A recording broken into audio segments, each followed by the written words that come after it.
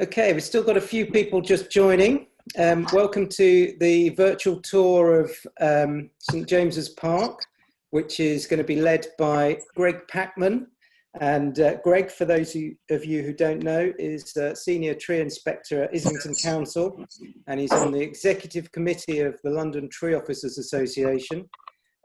He also used to work for the Royal Parks, so I think he'll be able to tell us quite a lot about St James's Park. They're not seeing us. Could everybody mute themselves, Right. please? We just want to make sure that everybody is, that Greg will be able to be heard. There'll be opportunity to ask questions during the event. So I think the way it's going to run is that Greg's going to take us around the trees of St James's Park, and we're going to stop at some various points, and there'll be opportunities to ask questions at those points, as well as some at the end. So start thinking about your questions. If everybody could remain muted, that would be great. I think just to get us started, we were just saying how many people have joined this who are not from London. And if you could type into the chat where you're from, that would be amazing. Yesterday we had people from Canada, and Greg was telling me there was someone from Texas, Estonia, Belgium, Huddersfield. There we go. It's from all over the world. This is fantastic. So got Milton Keynes, Oxford, Northampton, Sussex, Yorkshire. So it's fantastic to have people from all over the world join this. It's been a really popular event, this. So I'm still letting a few people in. I'll do that for the next couple of minutes. We've got 58 people on it already, so that's great. And still they keep coming. So I hope you've had a chance to check out all the events we've got going on at the Urban Tree Festival on our website. It's great to have you all here and for all these events to be so well attended.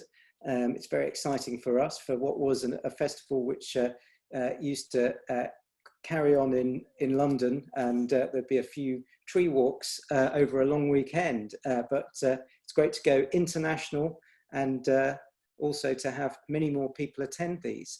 So there's benefits from going online, I think. So thank you everybody for joining. I'm going to lock the room now because we're about 6:05. Just give it one more minute for a few last stragglers to come in. That means we've got 60 people on this tour. No pressure, Greg. And I will just say a little bit more about the Urban Tree Festival. The Urban Tree Festival is run entirely by volunteers. We very much appreciate your donations, which can help the Urban Tree Festival continue in next year, and to help pay for the costs that we have accrued with all the technology we've had to invest in, and also to hopefully be able to offer honorariums to the contributors as well. So I'm going to type a link into the chat, which hopefully you will be able to see, and if anybody is able to make a donation, that would be very much appreciated. Just let the last two people in, and then I'm going to lock the meeting and hand over to Greg, who will take it from there. So I think we're done. The meeting's now locked. Oh, hang on, there's one last person. So Greg, over to you. Hi, thanks Paul. So yeah, my name's Greg Packman. I'm a tree officer in London for Islington, and the reason why I'm doing this walk today, this evening, is because I spent 4 years from 2015 to 19 as a tree officer for the Royal Parks in London. In addition to St James's Park, I covered Green Park, Hyde Park, Kensington Gardens and Brompton Cemetery. All amazing locations, but St James's Park is kind of sort of stands apart really, just in terms of how fantastic it is. Yeah, so over 60 participants, that's a new personal best for me in terms of guided tree walks, although this does come with a bit of an asterisk next to it. So I'm going to start off just talking quickly about the history of St James's Park. So I'm going to go onto screen share, and you should be able to see a map of the overview of St James's Park. So St James's Park, it sits between Buckingham Palace to the west and Downing Street to the east, and you've got Victoria to the south and Mayfair to the north. Now, it's actually the oldest of the royal parks. It's got a very interesting and storied history.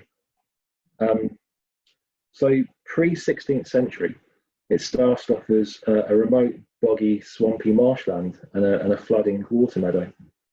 And it was part of the Tyburn tributary that flowed into the Thames. As a result, it was known as the Thorny Island because all that really grew in the area were thorn trees such as hawthorn and blackthorn scrub. And it was a series of small islands because of the sort of layout topography going into the Thames. And it was largely unsettled apart from a few occasional farms and wandering groups of pigs foraging. And it was an area that was largely avoided due to the St James's Hospital, which was a hospital for lepers named after St James for Less. And that is in the area of today's St James's Palace. But moving into the 16th century, the 1530s, Henry VIII acquired the site. It's quite funny in the history of Henry VIII, you never normally hear him paying for things, it's always acquiring. But he acquired the site and converted it into a deer breeding park, which bred the deer that were then sent into the areas of what became Hyde Park and Regent's Park. And the hospital, St James's Hospital, became St James's Hunting Lodge. And that, through the rest of the Tudor era, it largely stayed as hunting ground until the 17th century, where James I, James Stewart, set about draining the land and changing the landscape and designated it as the first royal park. So its history as an actual royal park dates back to the 17th century. And in doing so, he created two roads flanking the park. So we've got the Mall to the north and Birdcage Walk to the south. And Birdcage Walk on the south, it got its name because that was the area where James I kept his collection of exotic birds and animals. So at one point, animals such as elephants, crocodiles and camels used to roam around St James's Park, which is crazy when you think about that in today's world. Then into the 1650s, following the English Civil War, Oliver Cromwell declared that all trees in the park become accessible to the public. Now that's not quite as nice and enlightened as you would first think, because he allowed public access in order for people to cut down the trees and use it as firewood. And it was during this time that St James's Park fell into disrepair and became a wasteland and a hotbed for crime. Into the next decade, Charles II came out of exile and became king. He wanted to rejuvenate the park because Charles I was a great lover of St James's Park, and actually on the day of his execution, he requested to be able to walk around St James's Park one more time. So Charles II brought with him from France garden designers from Versailles to create new pathways, avenues, and planted hundreds of trees. And they also resculpted the lake to contain two islands and the first iteration of the Blue Bridge. And they built a canal, a very long rectangular canal, which ran from the site of Buckingham Palace to Downing Street, where it is today. It was also during this time, in 1664, that the first pelicans arrived as a gift from Russia. And although obviously not the same ones, there have been pelicans in the park continuously since 1664. Moving into the 1820s now, the Prince Regent commissioned John Nash to redesign the park in a more natural and romantic style, changing straight lines to curved edges. The canal became a curved lake, straight paths became curved and winding paths, and much more trees and shrubs were planted. And since then, the park hasn't changed a great deal. It's very true to Nash's design, just more monuments and modern facilities being implemented. And today, St James's Park sits as a 23-hectare park, Grade 1 listed, and we get about, well, there are about 17 million visitors a year coming into the park, which makes it probably Britain's busiest park. And to put that into context, that's the same visiting figures as the entire population of the Netherlands, 17 million. It's crazy when you think about how busy the park is. Now, St James's Park sits on the eastern edge of a green belt. So you've got Kensington Palace and Kensington Gardens to the west. Then you've got Hyde Park, Wellington Arch and Green Park in Buckingham Palace Gardens. Then we have St James's Park, forming an almost continuous area of parks. Now, this walk is based on the St James's Park Tree Walk, which hopefully there should be a link in the chat or in the email invitation. This is something that I was involved in the production of before I left. So here's some information on the park, and this is the actual route itself.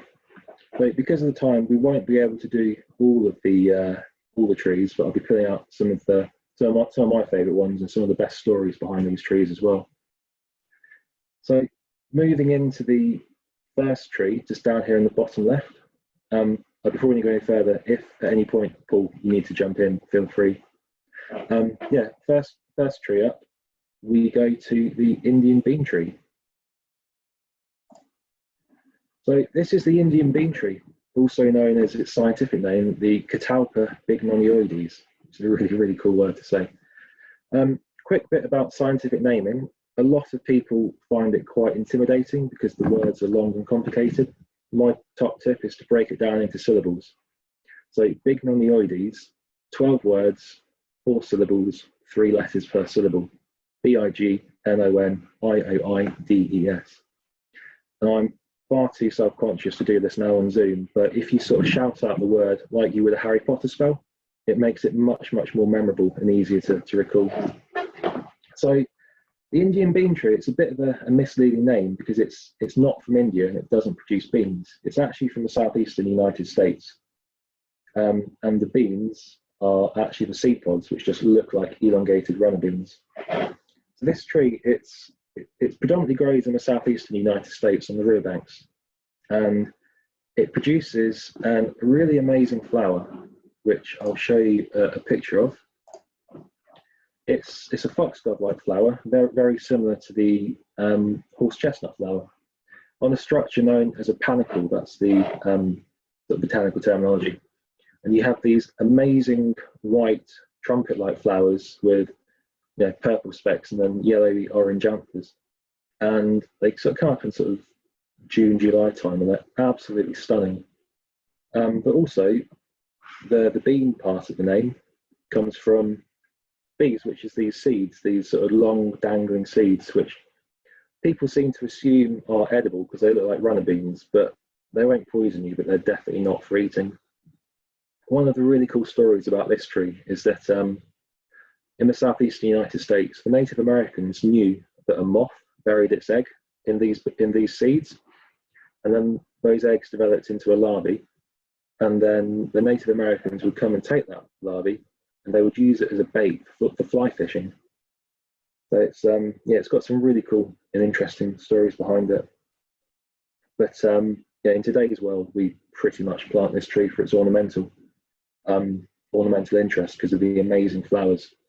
Also, these leaves, these rather large elephant ear leaves, as they're known. So, moving to the next tree, we're going to tree number, jumping one to tree number 3, which is this one, probably the tallest tree in the park, actually, one of my favourite. Now, this is the swamp cypress, again, another one from the southeastern United States, but this grows in the swamps and the bayous. It's also the state symbol of Louisiana. And this is quite unusual for a conifer tree, a coniferous tree, in that it's deciduous. It's one of only about 4 deciduous conifers. So it produces its cones and drops all of its needles. And because of that, one of its other names is the bull cypress. And this is another tree that was quite important for the Native American tribespeople, because although the wood is very tough and dense, the trees in the native range have a bit of a habit of falling over. So So the tribesmen would look for where these trees had fallen down, and then they would cut them and hollow them out, and they would use it as canoes because the wood was so waterproof and it was just perfect canoe material, really. But in the modern context, from what I understand, the timber is very prized for its ornamental sort of cabinet and furniture making ability. One of the unusual quirks about this tree, and we'll sort of go a bit closer, is if you can see, actually this is a bit of a look into the canopy, it's really lovely sort of fine needles. At the base we have these protrusions known as pneumatophores, and I've got a better picture that I can show you. It's going back here. The correct term is pneumatophores, but they're more commonly known as snorkels or knobbly knees. And I've never heard a definitive reason as to why these exist, but the most likely one is that they literally act as snorkels to allow oxygen into the tree. Now, most people, when they think of the gases that trees need, they obviously think of carbon dioxide to fuel photosynthesis. But actually, trees need oxygen to fuel respiration. And where the root plates of these trees are underwater, there's no way to get oxygen in there.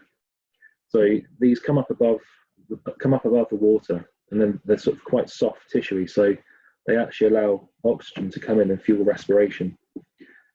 But they only really tend to emerge around water as well. But it makes for a really interesting feature to look at. If anyone's been to the woodland gardens at Bushy Park, they've got some absolutely spectacular examples. Now, moving to the next tree, where you can tell all these photos were before social distancing, can't you? It's really strange seeing people stood next to each other. We're moving into the birch collection. Now, the lakeside edge of St James's Park has a lot of birch trees, and they're predominantly from 3 species. We have the native silver birch, Betula pendula.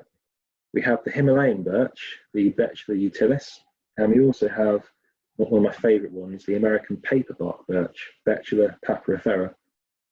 And the reason why we have a variety is that we get all the native tree benefits for wildlife and biodiversity from the silver birch, and then we get the autumnal and winter interest of the bark from the Himalayan and paper birch. But most importantly, from the paperbark birch is moving photos. Apologies for the image quality, but the paperbark birch is one of my all-time favourite autumn cover trees. For some reason, I can't explain why, I prefer yellows to the purples and the reds that you get in autumn, and the paperbark birch is just one of the most spectacular autumn trees that there is. It's one of my favourites. That's about as much as I can say on that, how brilliant it is. But also, in terms of sort of cool stories about the tree, is that the paperbark birch, it's so cool because even by birch tree standards, the bark you can peel it off in huge quantities.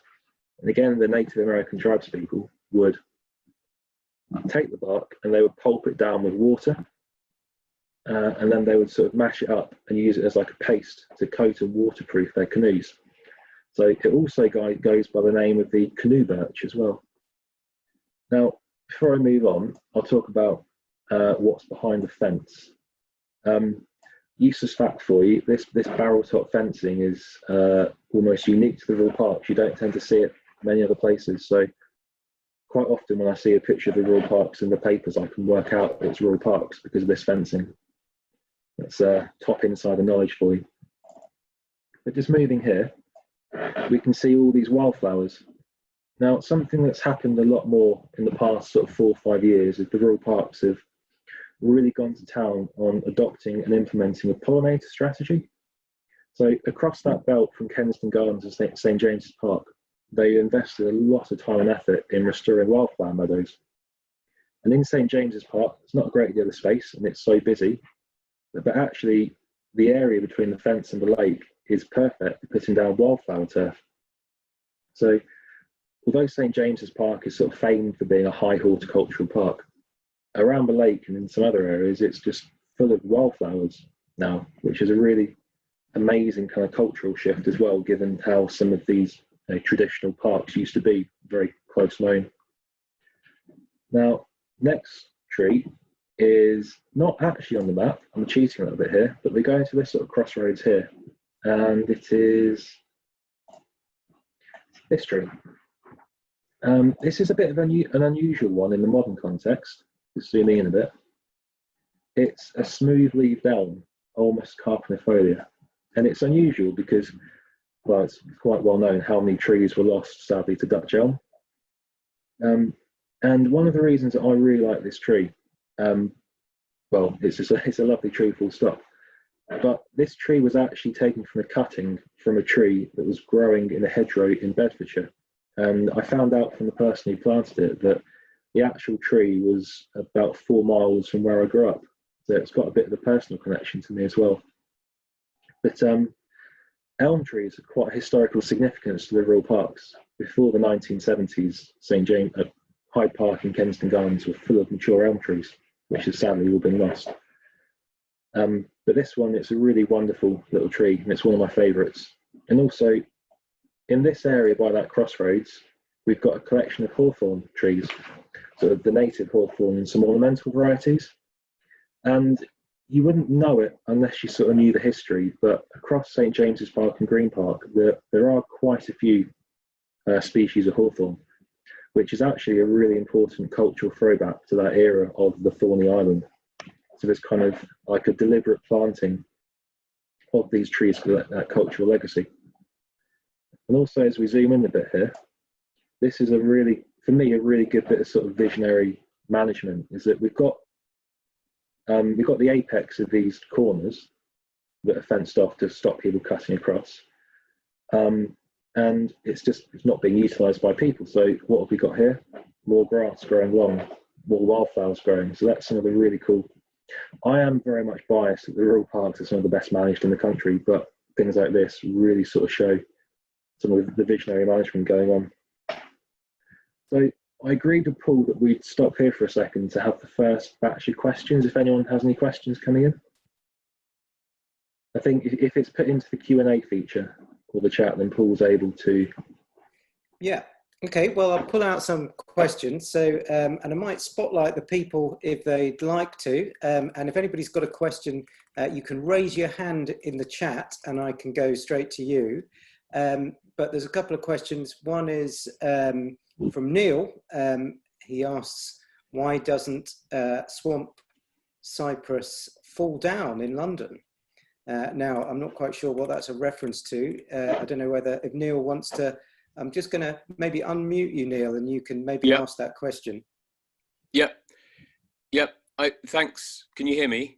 Yep. Yes. Yeah. Just no. It's just I think I may have got this wrong, but I think Greg talked about the swamp cypresses falling down within their natural range, so that Indians can make canoes out of them. I'm just wondering why they don't fall down in London. Okay. So in one issue that we have had in the past in terms of managing, can you actually hear me? I'm not getting a voice recognition box coming up. Yep, we can hear you. Okay, cool. Yeah, so they can be a bit unpredictable in terms of large parts of the trunk snapping out. So it may not be total canopy failure, it may be partial canopy failure, because quite often the upper canopy will snap out. But also, if you look at the volume of the trees, in St James's Park, we've got 2 swamp cypresses and 2 metasequoia, whereas in the bayous of Louisiana, you've got tens of thousands of individual trees. So collectively as a group, you're far more likely to have the odd one be a weaker tree that's been out-competed snap out. So that's my kind of theory on it. That's helpful, thanks. I was just wondering, given that tree officers are so sometimes paranoid about safety and health and safety, and some tree species have a habit of either dropping big limbs or falling over. I just wondered how safe we are around swamp cypresses in London. The risk around trees, as always, is incredibly low, but when they're proactively managed, it's even lower. And if you look closely at some of those trees, you can see where they've actually been reduced in height. over the years. Thanks. No I've got another question from Pip. Can I unmute you, Pip, and you can ask the question?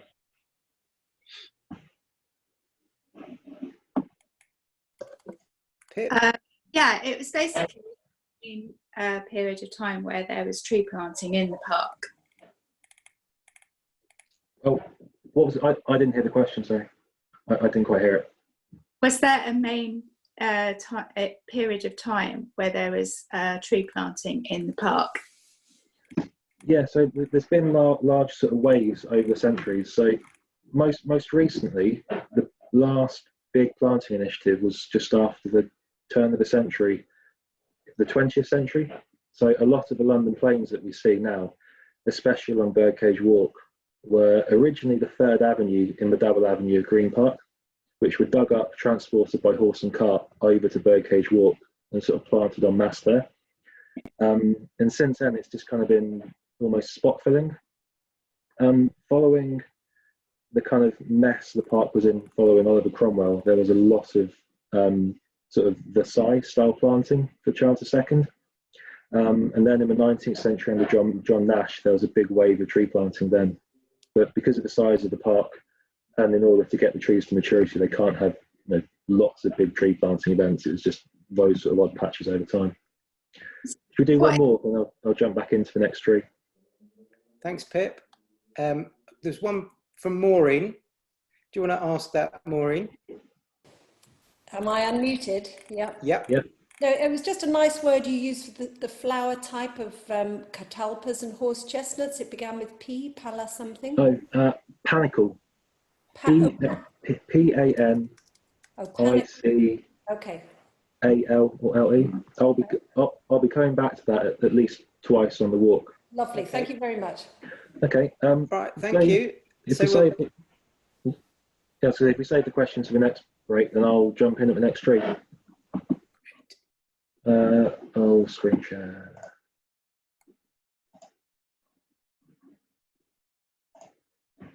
Okay, so the next tree is number 7 on the map, but we've got 2 of them, so I'm actually just going to go to the first one by the cafe. Oh, here we go. So this is one of my other favourite trees in the park. I've got quite a lot of favourite trees in St James's Park, to be honest. This, if we zoom in, you can see just about, it looks a bit similar to a sycamore. And a lot of people do tend to think that this tree is in fact a sycamore. A lot of professionals in the industry think it's a sycamore. And I'll show you a better photo. That's the birch. Here we go. It's actually the Italian maple. And it's very, very similar to the point of near identical to the sycamore. But the real difference is, if you look at the leaves, they're actually broader and less lobed than the sycamore. It's a bit of an unhelpful term, but to me, the leaves look a bit softer than the sycamore.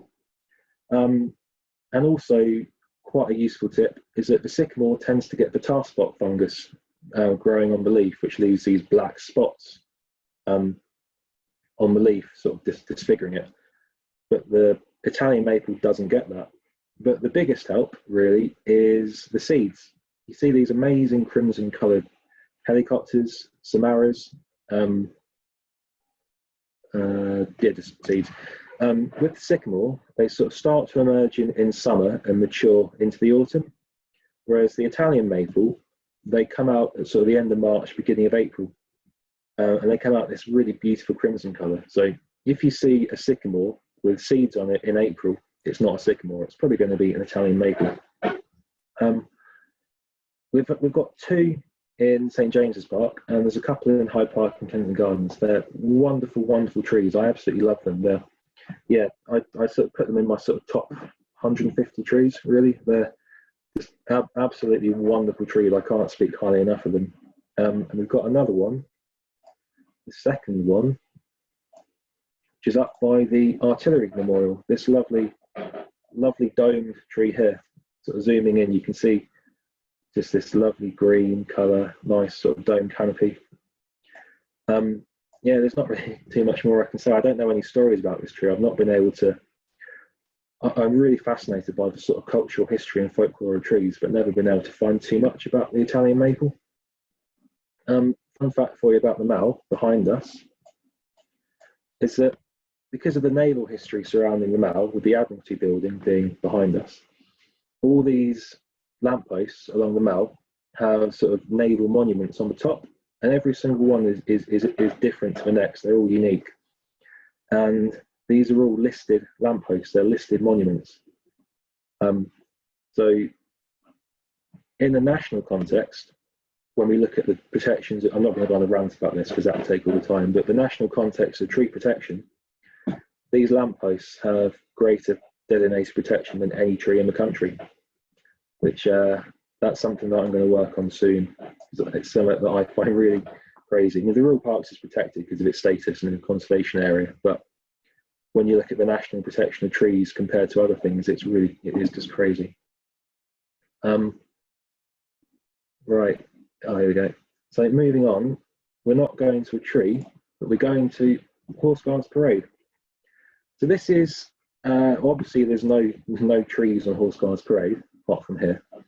But this is really significant to what St James's Park is, because it's of international significance. This has kind of been a really important ceremonial area since the 17th century. And this is where all the military parades happen, like Trooping of the Colour that you see every year on TV. And in fact, just by the building here, this is the Lifeguards Cavalry changing of the guard. But if we go behind us, we go into a monument, which is the Guards Memorial. And this is a memorial that was it's probably the most important memorial in St James's Park. And it was to the fallen soldiers in the First World War. But it was also added on the soldiers killed in the Second World War were added to this as well. One thing that's really interesting about this monument is if you look up, you can see all these shrapnel wounds. So this is all damage that was caused during the Blitz by bombs. This is all shrapnel damage that has just been, I suppose, left as a mark of respect really on the monument. And it's something that you can see around the buildings and the monuments and the structures around central London is all this bomb damage from the war. But going back to trees now, we're going to tree number 8, which is a medlar. Here we go. So I'll start off by explaining the fence. All these images were taken just before Trooping of the Colour, so you can see all this sort of grandstand seating coming in. Odd fact, I used to work for the company years ago that supplied all this seating. So 10 years ago, I was driving a forklift truck loading these into the back of the lorry. But here we are now with trees. So this medlar, sad to say, it actually died last year. This street view image was taken back in 2017, and the tree just deteriorated in health and died.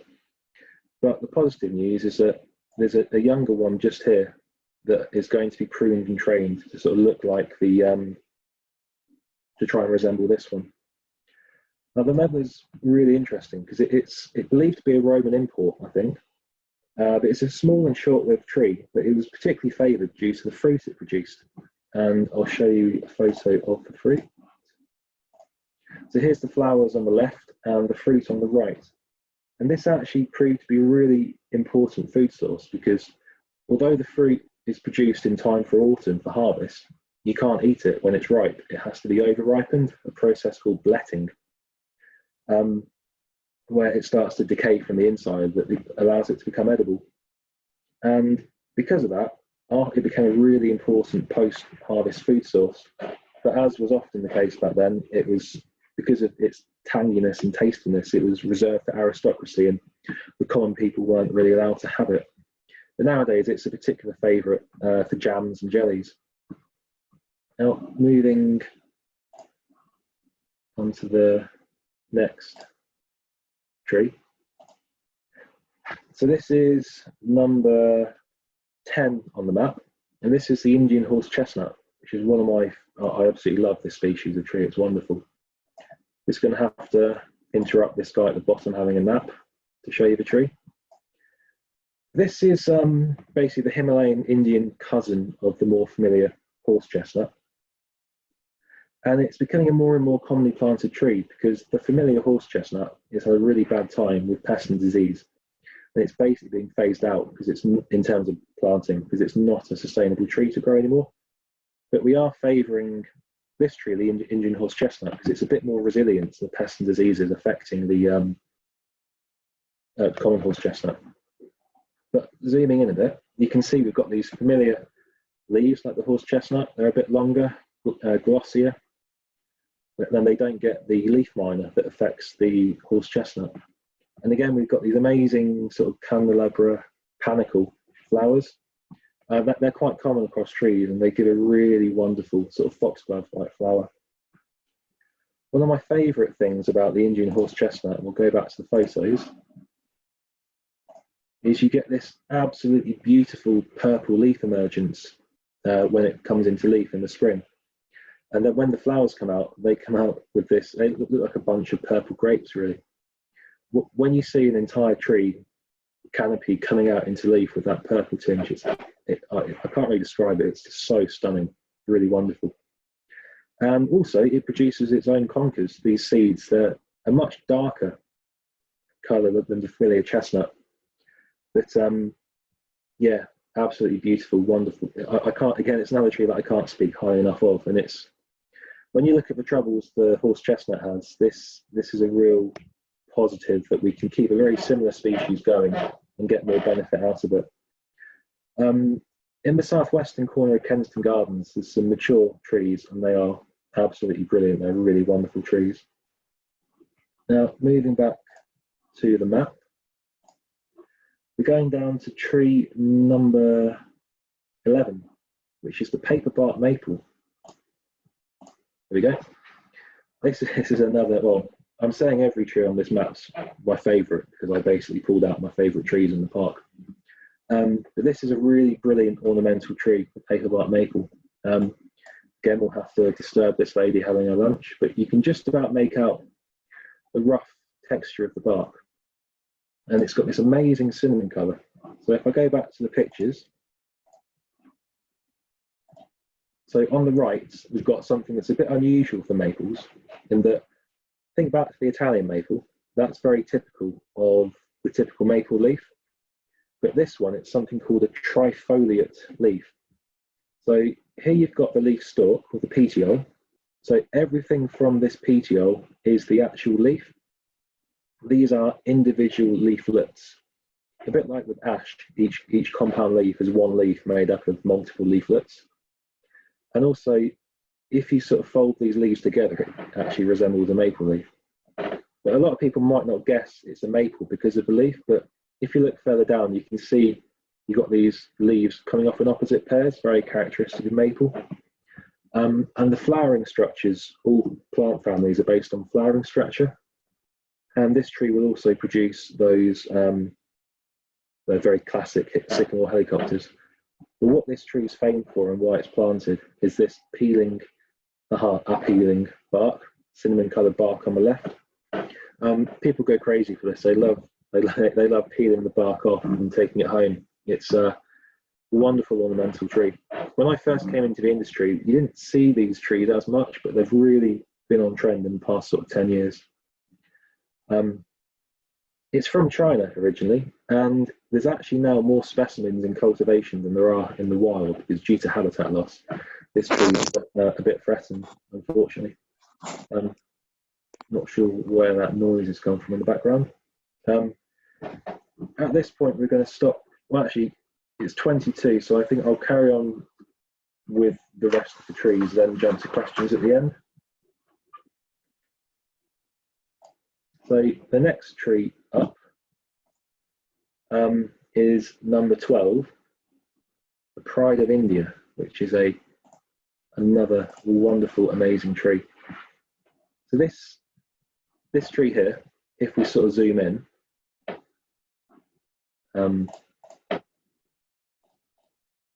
if we zoom in, you can sort of see it's a lovely domed canopy, and we've got a bit of a lean to the tree, and I'll explain that in just a minute. So this is another tree with a bit of a misleading name, the Pride of India, because it's only really found on the eastern edge of India, and its sort of range extends across Asia into Southeast Asia and China. And what's great about this tree is that it flowers much later in the year, so it's a bit of a July flowerer. And the scientific name for this is another brilliant name. It's Coelruteria paniculata. And paniculata, panicle, this is another panicle candelabra foxglove shaped flower. And what I really love about this tree is the canopy emerges first, but it keeps on growing and it produces these flower spikes. And then the golden flowers come out and you end up with this on the left, which is these amazing golden flowers sitting on top of the tree, of the canopy. Because it's called the golden rain, but I think it should be called the golden halo tree, because you just have this amazing golden halo of flowers on top of the tree. And one of the more amazing feats of metamorphosis is that these flowers mature and turn into the seed pods you see on the right. And they sort of emerge as that sort of pinky green huey colour, and then they mature into like a crispy brown shape. And what would happen is that people in the very olden days would come and collect these flowers, so these seeds, and they would sort of sew it or stitch it onto like a necklace, and it'd be worn on ceremonial occasions around the neck, for like, you know, like crowning the new monarch or equivalent. They were real ceremonial ornaments, quite fantastic. And also there's sort of seeds inside which can be toasted and eaten by all accounts. Now going back to the tree, it's leaning. And the reason why it's leaning is because it's planted underneath this plane tree. So it's losing its sunlight from competition. And trees are phototropic, which means that they always grow towards light. So every year, trees go through two growth phases. The first, the primary growth, is well, going upwards. That's where cellulose-heavy green material looks for the light. And then as the growing season moves on into the secondary growth phase, it solidifies and that cellulose-rich material turns into wood. So that's where the formation of wood is. That's where the tree puts on its growth ring. So it sort of grows out and it sets itself in that direction. And that happens every year to maximize sunlight. And the end product can be that the tree ends up leaning quite considerably like this. Now, the next tree is number 13. Screen share stuff getting in the way. This rather unhappy looking mulberry here. If I jump onto this section, we sort of zoom in here. This area of St James's Park is known as Mulberry Hill because of the amount of mulberries that we have growing in the area. And mulberry is a really important tree historically to St James's Park. So King James I wanted to establish a silk industry, and in doing so created a 4-acre mulberry garden around Buckingham Palace because he wanted to try and poach the silk industry off the French. And in doing so, he planted a 4-acre garden purely of mulberries because of the mulberry silk moth living in mulberries. The problem was that he planted black mulberries and the silk moth lives on white mulberries. So it's one of the biggest kind of historical failed projects, which is quite amusing. But it's left a legacy of mulberries being in this area. And even today, the National Collection of Mulberries is across Kensington Palace and Buckingham Palace. Now, if I show you the photos again. So this is the mulberry, the really wonderful leaf on the left and the fruit on the right. The fruit was really prized by royalty. And because it's such a short-lived fruit, it was seen as a real delicacy to have and very unusual. And again, reserved for royalty and aristocracy. So the common people would sort of try and, well, poaching or scrumping, whatever the word is, steal these fruit, but they're very, very delicate. So when people pick the fruit can sometimes burst in your hand. And because it was so juicy and red, the berry would burst and stain people's hands red.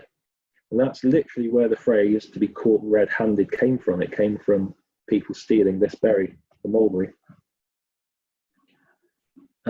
Moving back to the map. Okay, we're going to go very quickly just down the path to tree number 14, which is a Caucasian wingnut. And this, the scientific name is Pterocarya fraxinifera.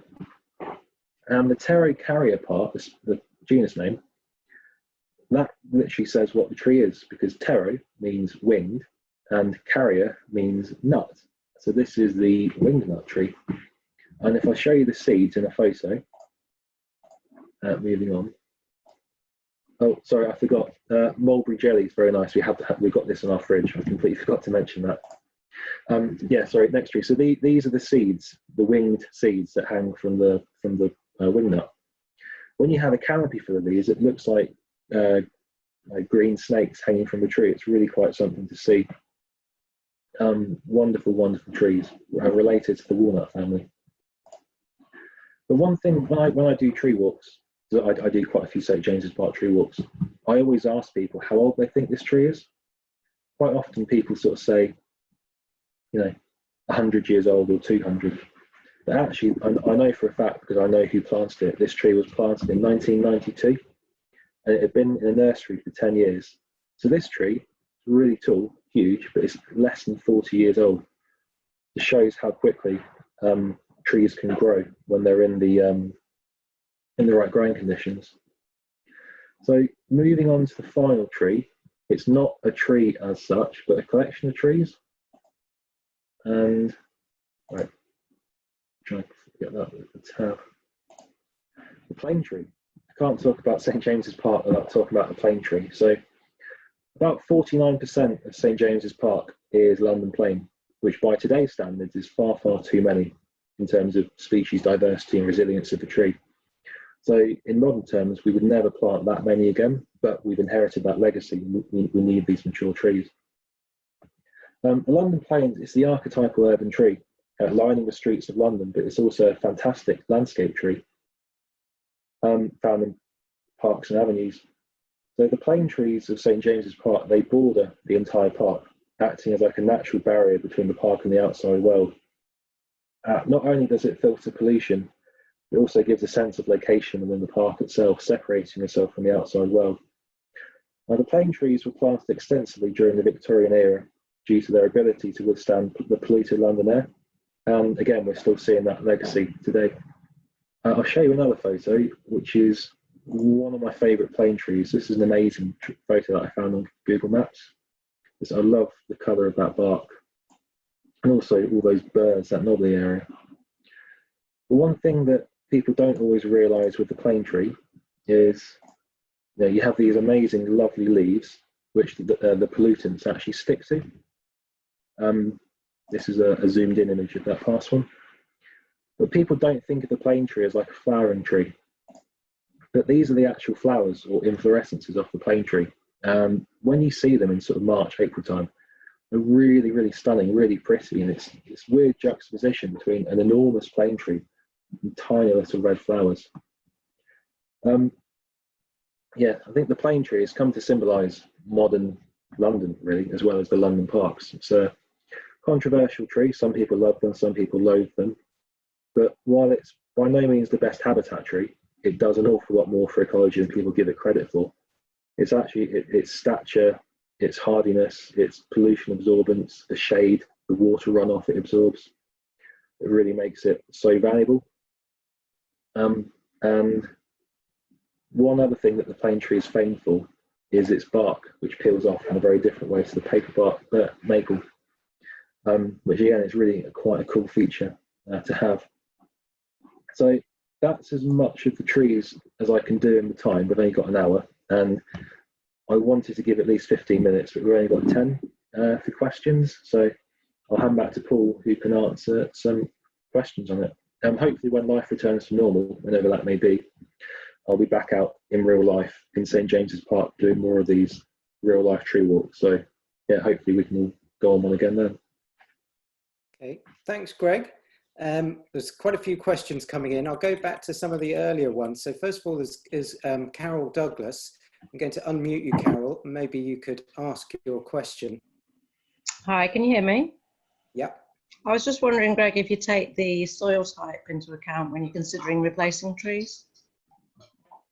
Um, Absolutely, we should be. Bizarrely, taking soil into account is a relatively modern phenomenon.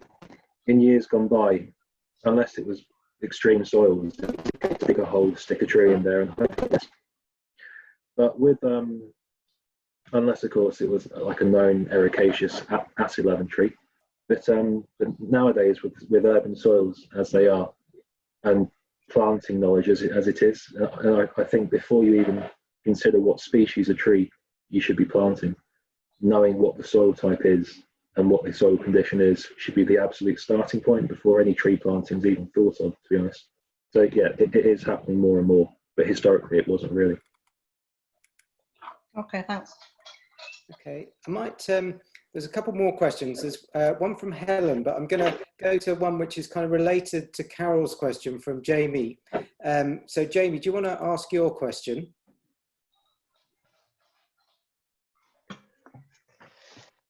Yeah, Greg, you talked about the Caucasian wingnut. Yeah. And you just said that it grew really fast because of the good growing conditions. Mm-hmm. So I just wonder what you meant by good growing conditions.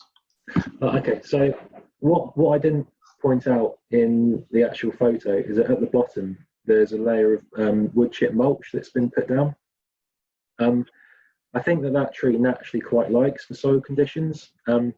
It's coped quite well, but also that tree I think it got additional watering when it was planted, and it's had continual wood chip and bark mulch added on, which is something that slowly releases nutrients into the ground, which can aid growth, and it also retains water and moisture in the soil. So I think something as simple as putting down like semi-composted wood chip has done an awful lot of good for that tree. Yeah, thank you. Great, thanks. And I'm going to go to Helen. Do you want to, who has had a question about horse chestnuts, I think? Yeah, can you hear me? Yep. Yeah. So I see this a lot, this leaf disease in horse chestnuts, and I was wondering why is it? It's a native tree and it's so badly affected, I think, everywhere in Europe. And where does it come from? Is there anything that you can do about it? Does it affect the tree, or is it just, just makes it ugly? Or what can you say about it? So the horse chestnut leaf miner, which is a micro moth, Camararia iridilla, I think, if you want the scientific name. It's a tiny little moth that lays its eggs in the leaves. You can actually hold earlier on in the year, you can actually hold it up to the sun and see the larvae burrowing its way through the leaf. And as the season goes on, where the leaf is being eaten by the larvae, there's millions upon millions of them, it slowly browns off. And there's been quite a bit of research that's gone into it, and it's found that there isn't a significant effect upon tree health. Although, of course, it does restrict its ability for photosynthesis, and then photosynthesis is what drives the energy of the tree that enables it to grow. But in terms of physical damage, it doesn't do a great amount of harm to the tree. It's more for us and our perspective that it's visually ugly. Effectively, the leaves don't look good. Got a good comment to spot in the chat saying people don't realise that trees need fungi in symbiotic association to be successful. That's very true. Mycorrhizal fungi, and that's all part of good growing conditions. To reduce the effect of the horse chestnut leaf miner, the best thing to do is to rake up and burn off the leaves from the horse chestnut.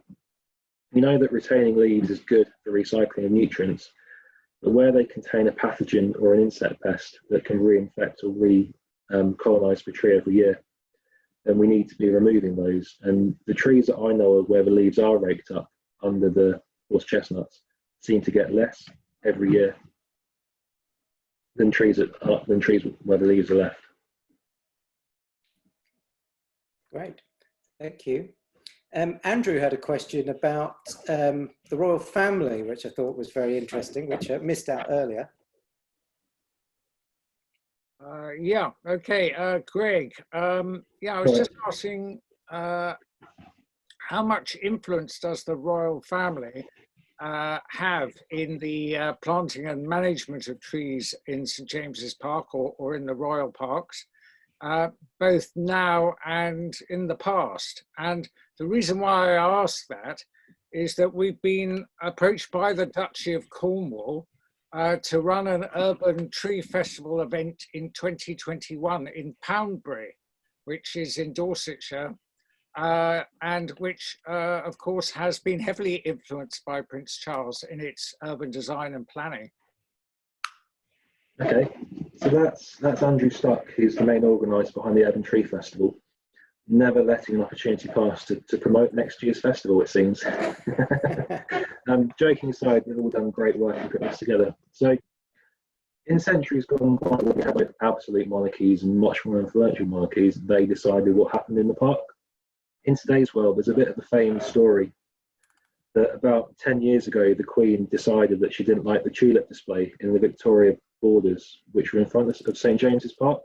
So they had to dig out all the flowers and replant it. That's the kind of story that exists. In the past 12 months, there was a request by the Prince of Charles, by his estate, to have 3 disease-resistant elm trees planted in St James's Park as a kind of memorial to something. I forget which. So there has been recent influence in terms of trees going in. It's still Crown land. It's managed by the Royal Parks, but the land is still Crown land. So technically, it belongs to the monarchy. So they still have influence and into what goes on. They're very hands off, but they still do some. They come in with comments every now and then of what they'd like to plant and what they'd like to see. Very interesting. Now I think we've got time for probably one more question. So has anybody got one that they're burning to ask? If you want to raise a virtual hand or wave frantically at me, I'll try and get to you. So, yep, there we go. Emilio.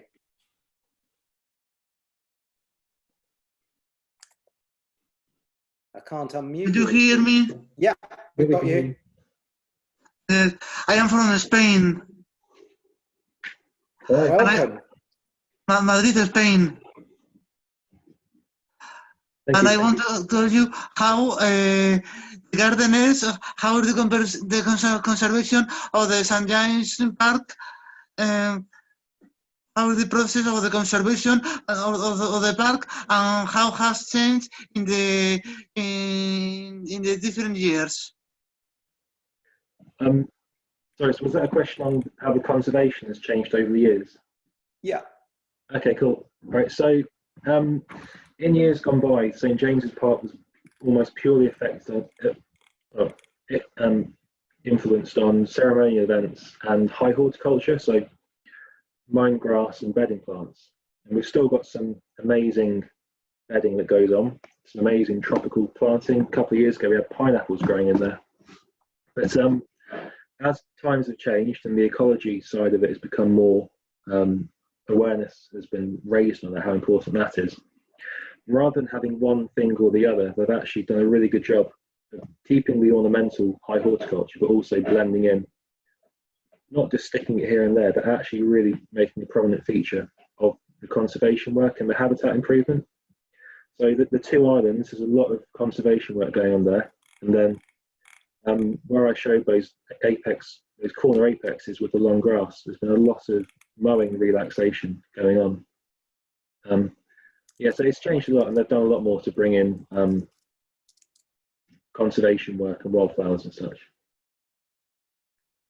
There was a hand just raised, Paul. Could go to Jamie, I think. Jamie, let me go to Jamie. Do you want to unmute yourself, Jamie, and ask your question? Jamie Balfour. Yeah. Jamie, I think this might be the last question. Oh, sorry, I was just exploring the icons at the bottom. It's not. Okay.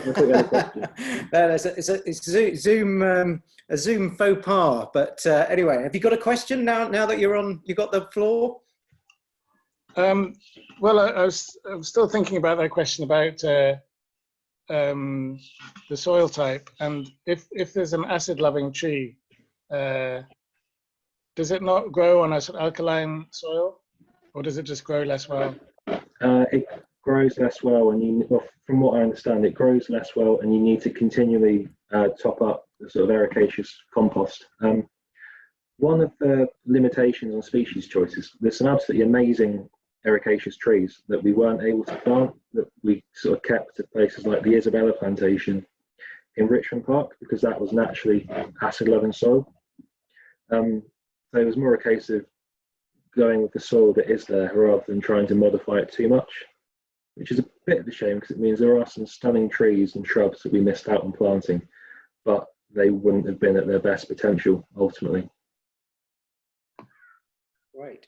Well, thank you very much, Greg, for a really interesting talk. I'm sure, judging by the numbers, who everybody's pretty much still here, so everybody must have enjoyed that. So I think on behalf of the Urban Tree Festival, I'd just like to thank Greg for that. Greg has another talk about ancient trees in London coming up, which has been so popular, it's fully booked. But we're hoping to run that again. So keep an eye on our website, and you can join Greg for another one. And what I'm going to do finally for the weekend, is, going to be rebooked for the weekend. So is it Saturday? Saturday around midday, I think, for the second running of Ancient Trees, because a lot of people missed out.